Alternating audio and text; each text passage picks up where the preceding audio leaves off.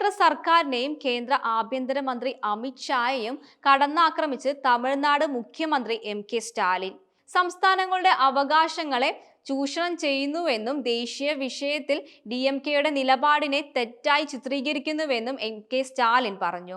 2026 നിയമസഭാ തിരഞ്ഞെടുപ്പിൽ സംസ്ഥാനത്ത് അധികാരത്തിലെത്തണമെന്ന് BJPയുടെ അവകാശവാദവും അദ്ദേഹം തള്ളിക്കളഞ്ഞു. ഒരു ഷായ്ക്കും ഇവിടെ ഭരിക്കാൻ കഴിയില്ല, ഇത് തമിഴ്നാടാണ്, സ്റ്റാലിൻ ഓർമ്മിപ്പിച്ചു. DMKയുടെ പോരാട്ടം തത്വത്തിലും ഫെഡറൽ മൂല്യങ്ങളിലും അടിയുറച്ച ഒന്നാണ് മുഖ്യമന്ത്രി രൂപപ്പെടുത്തിയിരിക്കുന്നത്. കേന്ദ്ര സർക്കാരിന്റെ നിഷ്ക്രിയത്വം മൂലമാണ് ഗവർണർക്കെതിരെ സുപ്രീം കോടതിയെ സമീപിക്കേണ്ടി വന്നത്.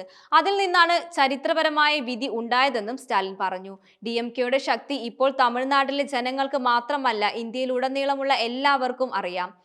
തുടർന്ന് അദ്ദേഹം കേന്ദ്രത്തോട് നിരവധി ചോദ്യങ്ങൾ ഉന്നയിച്ചു.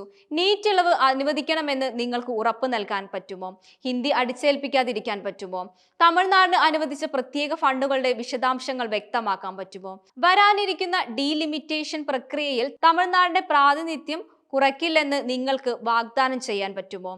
ഷായുടെ പരാമർശത്തെ പരാമർശിച്ച് സ്റ്റാലിൻ ചോദിച്ചു.